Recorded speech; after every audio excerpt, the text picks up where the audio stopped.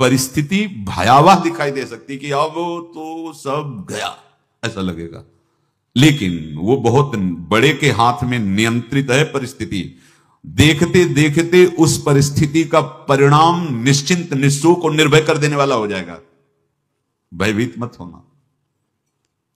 बहुत ही अमृतमयी बातें हैं, अगर अपने साधन पथ पे हम इनको आदर्श मानकर चलें तो बहुत जल्दी आनंद आ जाए। किसी भी अड़चन को तैयार रहो, ये काल क्षेत्र है, मृत्यु क्षेत्र है। कुछ भी, कभी भी, कहीं भी, कैसे भी, सबके सब मर सकते हो। अभी यही खंभा टूट जाए, बिल्डिंग गिर जाए, सब मर जाओगे। कहां जाओगे? जहां ऐसे सुन रहे हो ना, ऐसे निकुंज में चलेंगे। अब हमें किसी भी अड़चन से कोई भय नहीं, किसी भी अड़चन से भय नहीं। आप ये खिलवाड़ मत समझे। किसी भी अर्थ कोई तुम्हें नहीं रोक सकता आप श्री जी से मिलने के लिए। ये आगंतुक भय एक स्वाभाविक होता है। जैसे पूज्य श्री मंगनानंद जी सरकार सेनपुर, बहुत उच्च कोटि के ब्रह्मलीन महापुरुष, तो एक चौकी पर ऐसे बैठे हुए थे और बहुत से ऐसे संतजन परमहंस सब बैठे हुए थे और ब्रह्म चिंतन के विषय में चर्चा चल रही थी। तो एक संत आगंतुक ब्रह्म आए ऐसे गंगा किनारे। तो उस समय स्वामी जी कह रहे थे मंगनानंद जी कि एक होता है विचार भय, वो संतों में कभी नहीं होता है, और एक होता है तात्कालिक भय, वो सबको व्याप्त हो जाता है। तो उन्होंने कहा कि स्वामी जी, वैसे हम आपका आदर करते हैं, लेकिन इस बात पर हमारा मतलब मन नहीं बैठ पा रहा है कि जो ब्रह्म स्वरूप को जान गया उसको विचार भय तो होगा ही नहीं, लेकिन स्वाभाविक भय कैसा हो सकता है? तो सिद्ध पुरुष थे। उनका स्वामी जी बैठो, प्रसंग पूरा होने के बाद फिर आपका उत्तर हो जाएगा। ऐसे चौकी लगाई, बैठे, और बैठे थे बटवृक्ष के नीचे। तो एक जैसे बाज है, गीद पक्षी है, उस समय तो वो संध्या का समय था, आके ऐसे जे ही बैठा तो खरबर खरबर वो डाल, तो महाराज चौकी के नीचे हो गए जो गंगा किनारे से आए थे ना। तो कहा स्वामी जी, ये विचार भय है या स्वाभाविक भय है या आपको ब्रह्म चिंतन या ब्रह्म बोध नहीं? तो हंस दिए, बोले उत्तर मिल गया। ये स्वाभाविक, जैसे अभी बंदर चीख दे तो सब घबरा जाओगे ना, विचार भय नहीं है ये आगंतुक स्वाभाविक भय। भय विचार भय कि अब जो है ऐसा होगा, ऐसा हो सकता है, नहीं नहीं, वो वही प्रसंग चल रहा है। भगवान प्रमाण देते चले जा रहे हैं। देखो, कोई भी भय, कोई भी अड़चन अब तुम्हारा अमंगल नहीं कर सकती, पक्का मान लीजिए। डरो मत। देखो, इसमें इसीलिए प्राणों की बाजी लगा के, अब हमारे प्राण नहीं हैं, हमारे प्राण प्राणनाथ को समर्पित हैं। मेरे प्राणनाथ श्री श्यामा, तो क्यों भय करें? तो हम ये सब कर किसके लिए रहे? श्यामा जी के पास पहुंचने के लिए। श्यामा जी के पास पहुंच गए, हमें श्यामा जी के पास जाना है।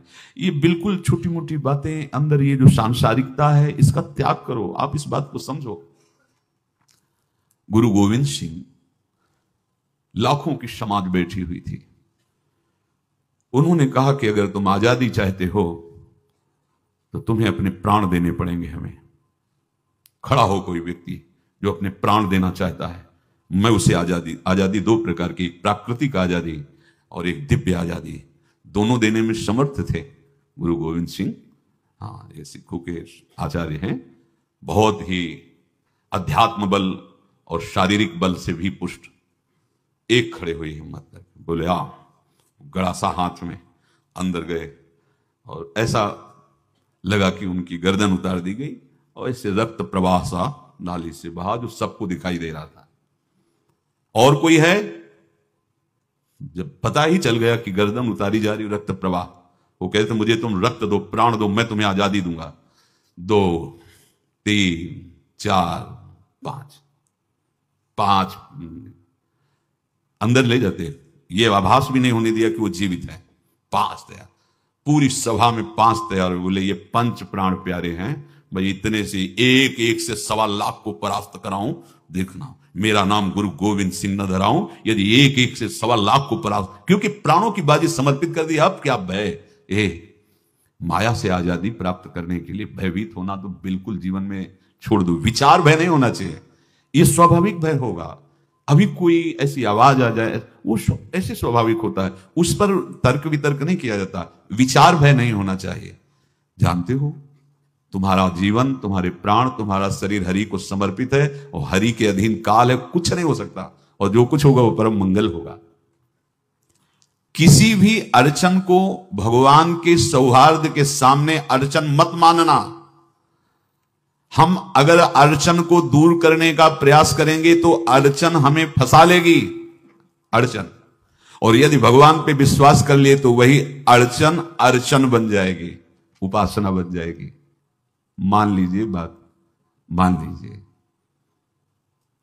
आप लोग तो गृहस्थ में देखा होगा, हमने देखा है, बच्चा गिरा, रोने लगा, मां उठाने आई, छाती से लगाया, वो मां के थप्पड़ मार रहा है। यद्यपि वो कुछ जानता नहीं, पर भाव जब उसके देखे, बलिहार है इस वात्सल्य की, बलिहार है, ये मां को मार के कह रहा है, थप्पड़ मार के, अब तू छाती से लगा रही, जब गिरा और चोट लगी तब तू कहां थी, क्यों ले उठाया, यह अधिकार। हरि वो तो अल्पज्ञ मां है, पर हम तो सर्वज्ञ हरि के वात्सल्य में डूबे हुए हैं, हमको तो भय बिल्कुल नहीं होना चाहिए। हां, जानबूझकर इसका दुरुपयोग मत करना। विश्राम की तरफ सत्संग जा रहा है, ध्यान से सुनो। कोई भी अड़चन अब हमको प्रयास नहीं करना उसको दूर करने का, ये जिम्मेवारी हमारे प्रभु की है।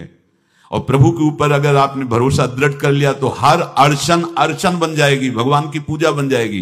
पर देखो, इस बात को लेकर के हमें अशुद्ध आचरण नहीं करना, गंदी बात पे नहीं उतर जाना कि आप बचा लेना जो भगवान हो, तो नहीं बचाएंगे, हम तुम्हें बता रहे। अगर उनको चैलेंज करोगे ना कि सत्संग में सुना है कि आप बचाते हो, बचा लेना भला, तो नहीं बचाएंगे। क्या करेंगे? डबल पिटाई करवाएंगे तुम्हारी, क्योंकि सुन के भी तुम मनमानी कर रहे हो ना, और जब पिटोगे फिर रोगे तो फिर बचा लेंगे। ये लीला बिहारी गुरु हैं, बहुत करुणा में है, इनसे उल्टा मत खेलना, नहीं तो अगर ये उल्टा खेलने लगे तो तुम पहचान ही नहीं पाओगे। कह रहे हैं अपने आचरण को जानबूझकर अशुद्ध ना करो, तुम्हारी सारी बुराइयों की जिम्मेवारी हरि ले लेंगे। शब्द पर ध्यान दीजिए, जानबूझकर तुम अपनी बुराइयों का प्रयोग मत करो, तुम्हारे में जो बुराई है वो श्री हरि स्वयं स्वीकार कर लेंगे। वो ठीक है, जैसे आग में मल पड़े या चंदन या लोहा पड़े या लकड़ी, आग सबको अपना रूप दे देती है, ऐसे हर बुराई हरि में जाके परम सद्गुण बन जाती है। हम जितना अपने आप को अच्छा बनाने का प्रयास करेंगे, ये संसारियों के समझ में नहीं आएगा, परमार्थ के पथिकों के लिए बात है, और यही विश्राम हो जाएगा। हम अपने आप को जितना अच्छा और बड़ा बनाने की कोशिश करेंगे, उतना ही हमारा प्रयत्न हमको नीचा गिरा देगा। यदि हम अपने को भगवान के आश्रित कर करके उनके नाम का जप और उनकी आज्ञा पे चले तो इतने अच्छे बन जाओगे, बिस्तरे सब जग विमल कीरति साधु संगति ना टरे। इतने महान बन जाओगे कि विश्व आत्मा भगवान जब हृदय से लगा लिए तो जा पर कृपा राम की हुई, ता पर कृपा करे सब कोई। सुर नर मुनि प्रसन्नता ऊपर, सोई विजयी विनयी गुण सागर, तास सुजस त्रैलोक उजागर। इसलिए सत्संग का मनन करो और ये जीवन व्यर्थ ना जाने पावे। सावधान आप रहो, और निर्वाह हमारी लाडली जू करेंगी।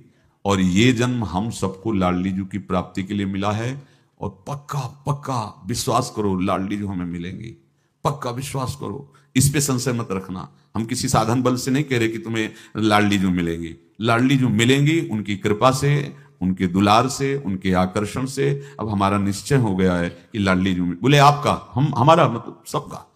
ये जितने आप सब बैठे हो, आपको पता नहीं आपके कितने भाग्य प्रकाशित हो रहे हैं लाडली जू की कृपा से। अगर पता चल जाएगा तो अहंकार आ जाएगा। धैर्य पूर्वक सत्संग का मनन करो और उसे अपने आचरण में उतारो। शेष चर्चा आगे। श्री राधा वल्लभ।